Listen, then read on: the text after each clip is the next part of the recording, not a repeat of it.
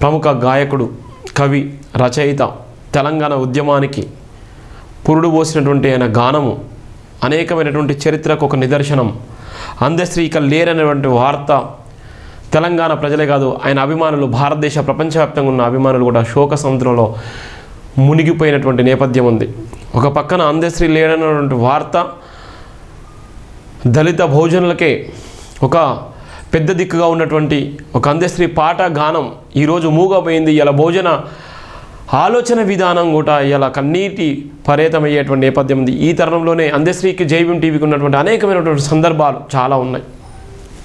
ఎక్కడ కలిసిన ఆత్మీయంగా మాట్లాడేటువంటి అందశ్రీ ఇక లేరు అనేటువంటి వార్త కూడా మమ్మల్ని చాలా కన్నీటి పర్వతం చేసింది. ఎన్నో సందర్భంలో లాలాపేట తార్నక దగ్గర ఉన్నటువంటి ఆ సందర్భంలో ఒంటరిగా నడుచుకుంటూ వెళ్ళేవాడు.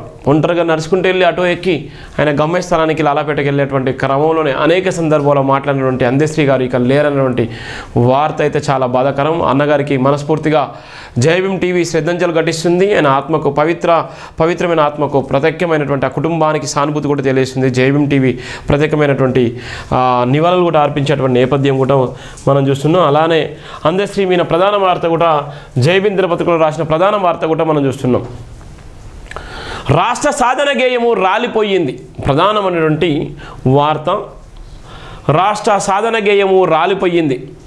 గేయ రచయిత మరణం గాయం రేపింది. జయ జయ హే తెలంగాణ అంటూ జయకేతనం ఎగరవేశారు. తెలంగాణ ఉద్యమాన్ని ఉరతొలగించిన గేయ రచయిత అందశ్రీ కళ ముగిసింది, గాలం మూగబోయింది. తెలంగాణ చరిత్ర ఉన్నంత వరకు అందశ్రీ గుర్తుండిపోతారు.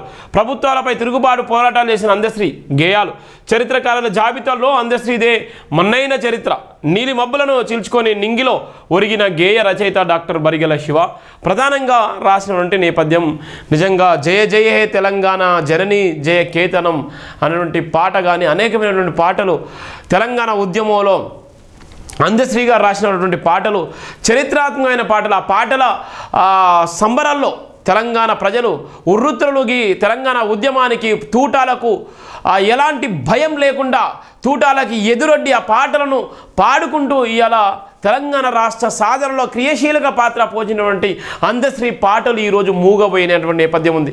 అందశ్రీ లేకపోయినా కూడా జయ జయ తెలంగాణ, జనని జయ కేతనం అనేటువంటి పాట రాష్ట్ర గేయంగా ఉన్నప్పటికీ కూడా ఇవాళ ప్రతి ఒక్కరూ కూడా ఇవాళ స్కూళ్ళల్లో, కాలేజీలలో ఇవాళ ఏ సెలబ్రేషన్ జరిగినా, ఎక్కడ జరిగినా తెలంగాణ ఆత్మగౌరవానికి ఆ పాట నిజంగా తెలంగాణ గవర్నమెంట్ ఏది చేయకపోయినప్పటికీ కాంగ్రెస్ గవర్నమెంట్ వచ్చినాక ప్రత్యేకమైనటువంటి గుర్తింపిచ్చి ఇవాళ రేవంత్ రెడ్డి బలమైనటువంటి సత్కారం చేసి ఇవాళ ఆ కవులు కళాకారులకు ₹1 కోటి ఎక్స్గ్రేషియా చెల్లించి వాళ్ళకు అండగా నిలబడి వాళ్ళకు ప్రభుత్వ స్థలం కేటాయించి ఏదైతే అందశ్రీ గారిని హక్కున చేర్చుకున్నటువంటి రేవంత్ రెడ్డి విషయంలో రేవంత్ రెడ్డి గారు ఏ విధమైతే అందశ్రీ గారికి అందుబాటులో ఉండే అనేకమైనటువంటి సందర్భాలు అందశ్రీ గారికి అండగా నిలబడ్డటువంటి రేవంత్ రెడ్డి గారికి నిజంగా ఆయన ఒక మన ఆయిట్సప్ చెప్పాల్సిన అవసరం ఉంది. ఎందుకోసం అంటే కవులు కళాకారులను గుర్తించినటువంటి ప్రభుత్వాలు గతంలో ఎన్నో ఇబ్బందులు పడ్డాయి. అనేకమైన సందర్భాల్లో అవమానాలకు గురైనటువంటి సందర్భాలున్నాయి. ఆ సందర్భంలో గద్దర్ లాంటి వ్యక్తులు కూడా ఇబ్బంది పడ్డటువంటి సందర్భాలనే. అలాంటి గద్దర్ లాంటి వ్యక్తిలే ఇలా మన మధ్యలో లేడు. కానీ ఇలా అందశ్రీ లాంటి వ్యక్తి కూడా అదే తరహాలో ఉన్నటువంటి వ్యక్తి ఇలా ఆ పాటలు, ఆ మూగపోయినటువంటి పాటలు ఈరోజు మన కళ్ళ ముందు కనబడుతూనే ఉన్నాయి. వాళ్ళు భౌతికంగా మన మధ్యలో లేకపోయినప్పటికీ కూడా వాళ్ళ ఆలోచన విధానం, వాళ్ళ పాటలు నిరంతరం మన మధ్యలో కొనియాడేటువంటి నేపథ్యం ఉంది. అందుకోసమే అందశ్రీ ఎక్కడ ఉన్నా కూడా ఆయన గేయం కానీ ఆయన ఆలోచన విధానం కానీ ఎప్పటికీ ప్రజల మధ్యలో ఉన్నటువంటి నేపథ్యం ఉంది. గేయ రచయితకు గాయం ఏమైందో ఏమో తెలియదు కానీ సడన్లీ ఆయన మరణించిన వార్త తెలంగాణ రాష్ట్ర ప్రజలు ఒకేసారి శోక సముద్రంలో నెట్టేసినటువంటి జరగడం జరిగింది. ప్రముఖ జాతీయ గేయ రచయిత అందశ్రీ అకాల మరణం తీరని లోటని డాక్టర్ బరిగెల శివ మనోవేదనకు గురయ్యారు. దేశం గర్వించే గేయ రచయితలు ఒకరైన అందశ్రీ హఠాత్తుగా కుప్పగూలడం, హఠాన్ మరణం పొలవడంతో ఎంతో భయించిందన్నారు. 1961 జూలై 18న సిద్దిపేట జిల్లా రేపర్తిలో జన్మించిన అందశ్రీ తన 64వ సంవత్సరంలో 10వ నవంబర్ 2020 ఉదయం మరణించడంతో ఎంతో బాధాకరమన్నారు. కాకతీయ విశ్వవిద్యాలయం నుండి గౌరవ డాక్టరేట్ పొందుకోవడం గర్వకారమన్నారు. తెలంగాణ రాష్ట్ర గేయం జయ జయ తెలంగాణ, జనని జయ కేతన్ అనే గీతం రచించిన చరిత్రకారులు ఉన్నారు. తెలంగాణ ఉద్యమంలో కీలక పాత్ర పోషించినందుకు గాను 2025 జూన్ 2న తెలంగాణ రాష్ట్ర ఆవిర్భావ దినోత్సవం సందర్భంగా ఆవిర్భావ దినోత్సవం సందర్భంగా ఆయనను పరేడ్ గ్రౌండ్లో ముఖ్యమంత్రి రేవంత్ రెడ్డి చేతుల మీదుగా ₹1 కోటి నగదు పురస్కారం అందుకున్నారని అన్నారు. ప్రఖ్యాతిగాంచిన కవులలో ప్రజాకవి కాళోజీ నారాయణరావు, అందశ్రీ ఇరువురు సామాజిక ఉద్యమ భావంలోకి వెళ్ళి పుట్టుకొచ్చినట్లుగా తెలంగాణ చరిత్రలు చెబుతున్నాయన్నారు. భావంతో కూడిన గేయాలకు రచించడంలో ప్రత్యేకతను చాటుకున్నారన్నారు. అవార్డులు సాధించడం కన్నా ఆత్మగౌరవంతో బ్రతకాలని జీవించిన గొప్ప వాళ్ళు ఉన్నారు. ఆర్థిక అస్పృశ్యతను అందిపెట్టుకొని జీవించిన గేయ రచయితలు సంపన్నులు సాధించలేని ఘనతను సాధించగలన్నారు. త్యాగాల కోసమే జన్మించిన వాళ్ళుగా, త్యాగాల కోసమే జీవించిన వాళ్ళుగా నిలిచిపోయిన గేయ రచయితలు సమాజ ఉద్యమ స్ఫూర్తిని ఏకపక్షంగా శాసించారన్నారు. ఎందరో కవులు, ఎందరో కళాకారులు, ఎందరో రచయితలు, ఎందరో గేయ రచయితలు, ఎందరో ఉద్యమకారులు అందశ్రీ రచనలు గొప్పతనంగా భావించారని కొనియాడారు. తెలంగాణ రాష్ట్ర సాధనలో ఉద్యమాలను కాకుండా ప్రభుత్వాలు దురుసుతనానికి వ్యతిరేకంగా పోడిన తీరు నా భూతో నా భవిష్యత్ అన్నారు. తన స్వరం, తన గానం, తన గాంభీర్యం ఉద్యమకారులకు ఊపిరిలా నిలిచిందనలో ఎలాంటి సందేహం లేదన్నారు. తన రచనలతోనే కాకుండా, తన గేయాలతోనే కాకుండా ఉద్యమాలను ప్రత్యేకంగా రచనలు తనకు తానే సాటిగా నిలిచిపోయారన్నారు.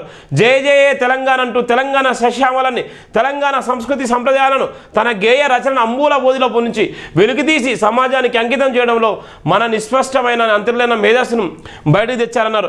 నాడు తెలంగాణ ఉద్యమంలో ఒక్కొక్క విద్యార్థి ప్రాణాలు కోల్పోతుంటే అందశ్రీ రచనలు, అందశ్రీ ఉద్యమ ప్రణాళికలు రాష్ట్ర సాధన ఉద్యమంలో ఎంతో ఉపయోగపడ్డారు.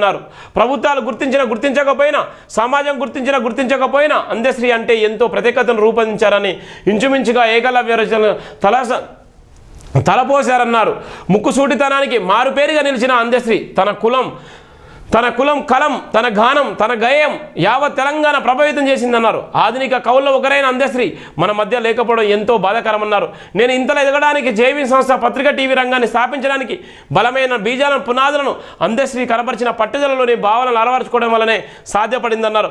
ఒక కులానికో, ఒక మతానికో, ఒక జాతికో అంకితం కాకుండా కొన్ని ప్రభుత్వాలకు వంతపడడం, వత్తసు పలకడం తన చరిత్రలో లేదని ఏదైతే తెలపాలనుకుంటున్నారో దానిని ఖచ్చితంగా సమాజంలోకి తీసుకురావడానికి ఎక్కన వెనకడను ఒంటరి పోరాటం తత్వం కలిగిన రచయిత, యోధునిగా తన సొంత కలం, తన సొంత గేయం, తన సొంత రచనలు ఎప్పుడు తెలంగాణ ప్రాంతానికి ప్రత్యేకమైనారు.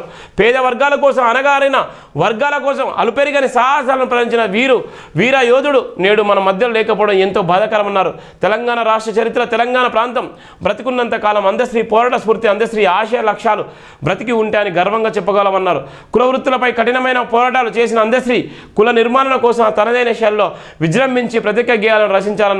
ముఖ్యంగా వెనుకబడిన జాతుల సంక్షేమ నిర్మాణం కోసం వందలాది వేలాది రచనలు రచించిన అందశ్రీ మొండి పట్టుదలతో కూడిన ఉద్యమాలకు ఒక నిలువెత్తు నిదర్శనం అని చెప్పడానికి ఇది ఒక ప్రధానమైనటువంటి వార్త అని చెప్పొచ్చు.